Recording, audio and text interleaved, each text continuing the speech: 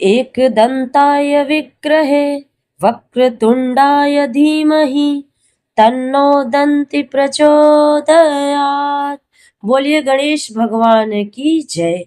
आज बुधवार का दिन है। बुधवार का दिन भगवान गणेश और भगवान बुद्ध देव को समर्पित होता है।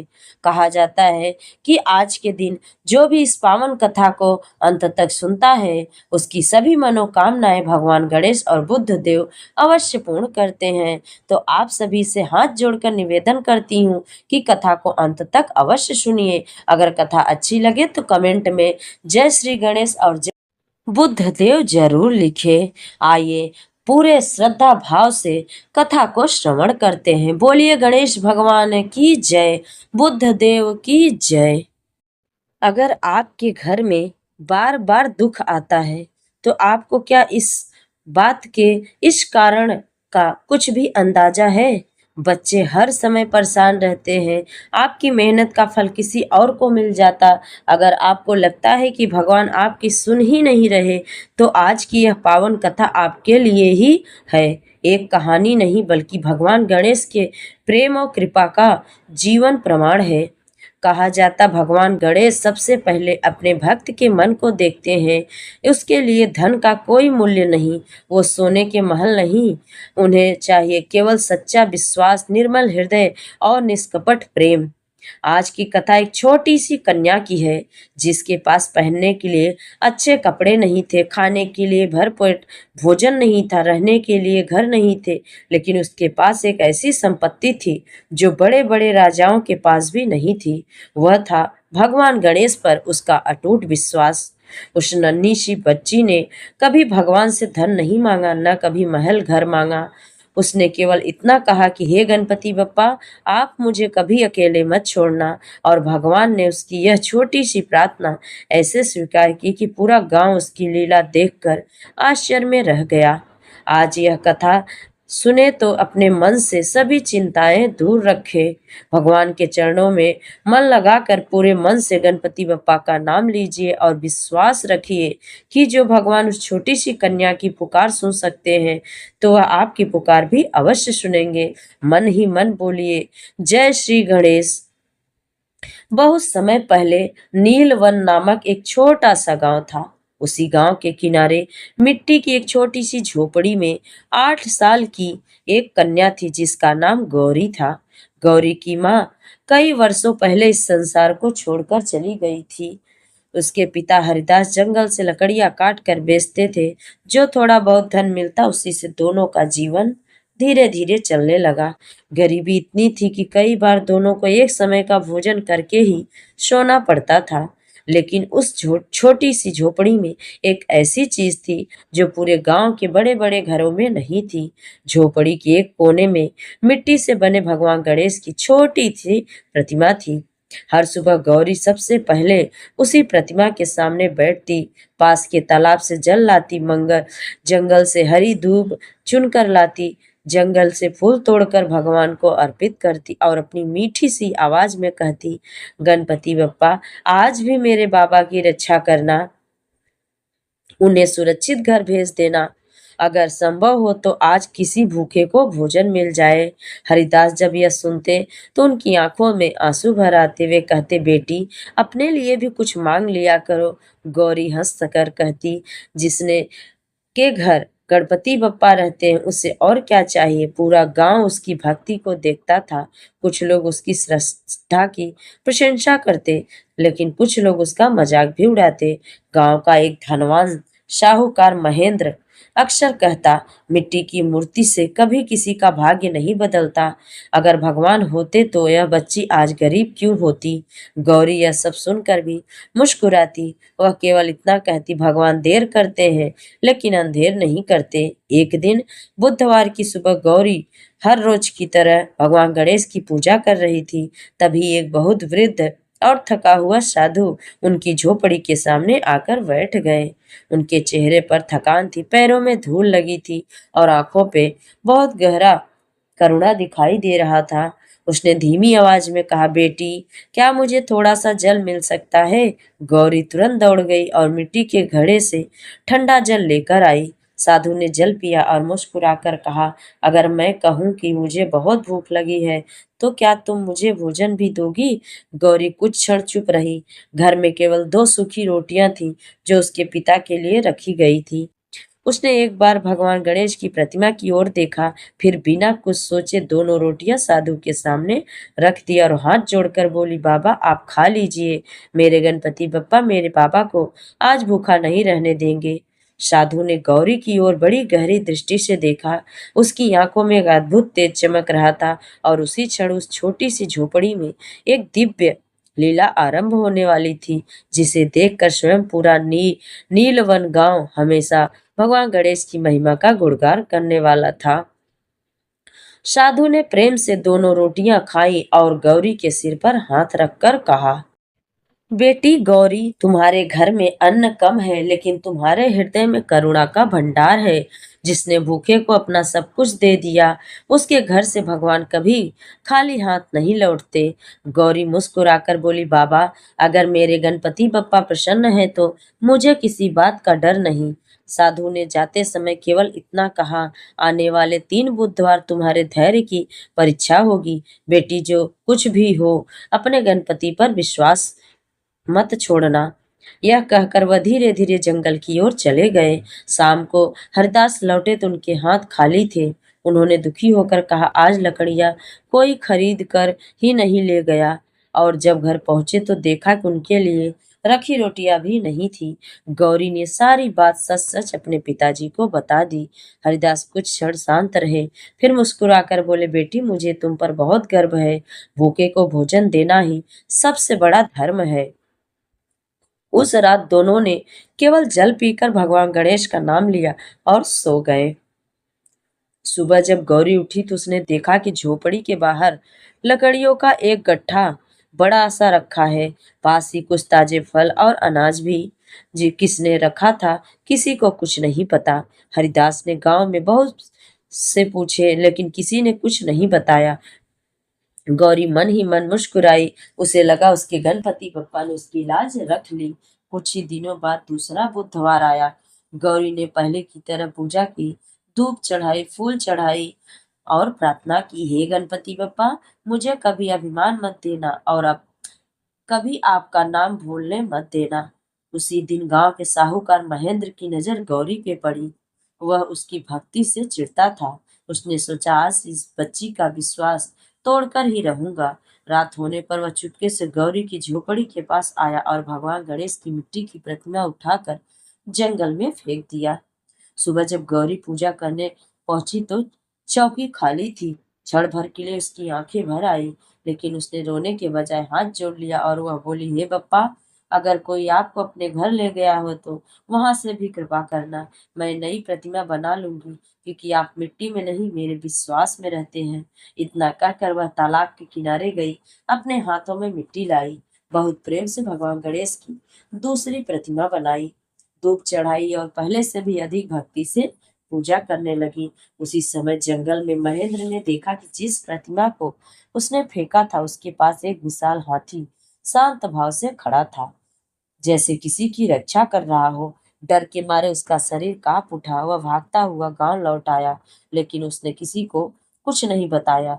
तीसरा बुधवार आया। उस दिन सुबह से ही आकाश में काले बादल छाए थे, तेज आंधी चली, बारिश शुरू हो गई। हरिदास जंगल में लकड़ियां लेने गए थे और शाम तक वापस नहीं लौटे।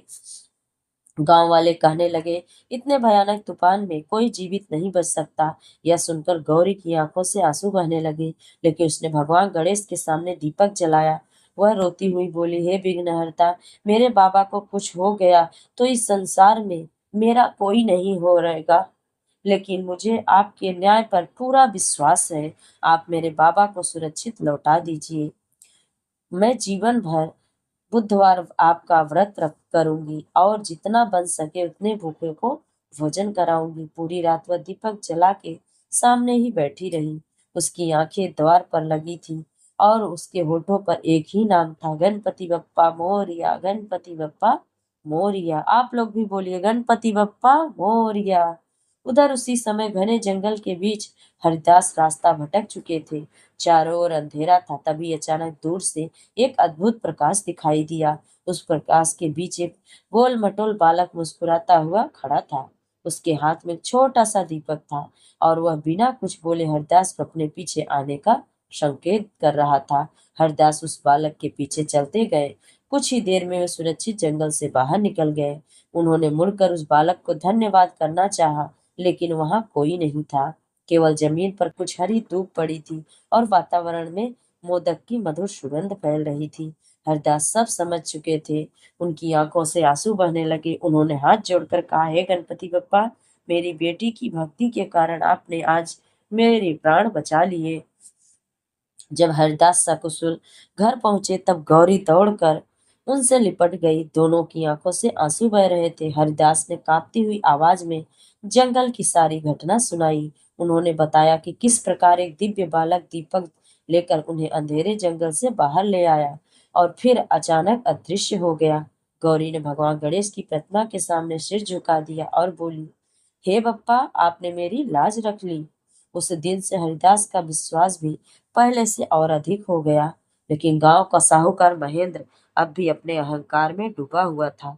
उसे यह सब संयोग लगता था। उसने मन ही मन निश्चय किया कि इस बार भी गौरी का विश्वास नहीं टूटा तो वह उसे पूरे गांव के सामने अपमानित करेगा। कुछ दिनों बाद गांव के प्राचीन गणेश मंदिर का वार्षिक उत्सव आने वाला था। दूर दूर के गांवों से लोग वहां दर्शन करने आते थे। मंदिर के गर्भगृह में वर्षों पुराना एक स्वर्ण मुकुट रखा था, जिसे केवल उत्सव के दिन भगवान गणेश को पहनाया जाता था। उत्सव से एक रात पहले अचानक वह स्वर्ण मुकुट गायब हो गया। सुबह जब पुजारी ने मंदिर खोला तो पूरा गांव घबरा गया। हर ओर खोज हुई लेकिन मुकुट नहीं मिला। तभी महेंद्र ने अवसर देखकर कहा, कल रात मैंने गौरी को मंदिर के आसपास देखा था। कहीं उसी ने तो मुकुट नहीं लिया। कुछ लोग बिना सोचे समझे उसकी बात मान गए। गौरी और हरदास को मंदिर बुलाया गया। गौरी शांत खड़ी रही। उसने केवल भगवान गणेश की मूर्ति की ओर देखा। पुजारी ने प्रेम से पूछा, बेटी, अगर तुम निर्दोष हो तो निडर होकर सच कहो। गौरी ने हाथ जोड़कर कहा, मैंने कोई मुकुट नहीं लिया। अगर मेरे बप्पा चाहेंगे तो सत्य स्वयं सबके सामने आएगा। इतने में मंदिर के बाहर तेज हवा चलने लगी। घंटियां अपने आप बजने लगी। सभी लोग आश्चर्य से इधर उधर देखने लगे। उसी समय मंदिर के आंगन में एक छोटा सा चूहा तेजी से दौड़ता हुआ आया। वह सीधा महेंद्र के बड़े अनाज के कोठार की ओर भागा। उसके पीछे पीछे कई लोग चल पड़े। जब कुठार खोला गया तो सबकी आंखें फटी की फटी रह गई। अनाज के पीछे वही स्वर्ण मुकुट रखा हुआ था। महेंद्र का चेहरा पीला पड़ गया। वह कांपने लगा। सच सामने आ गया। उसने रात में मुकुट छिपाकर रख दिया था ताकि दोस्त गौरी पर लगा सके और पूरे गांव के सामने उसकी भक्ति का मजाक उड़ा सके। लेकिन ऐसा हो सकता है? जिसके ऊपर स्वयं भगवान गणेश का हाथ हो, उसका कोई भी अहित नहीं कर सकता। गांव वाले को अपनी भूल का बहुत पछतावा हुआ। उस सब ने गौरी से क्षमा मांगी। महेंद्र भी रोते हुए उसके चरणों में गिर पड़ा।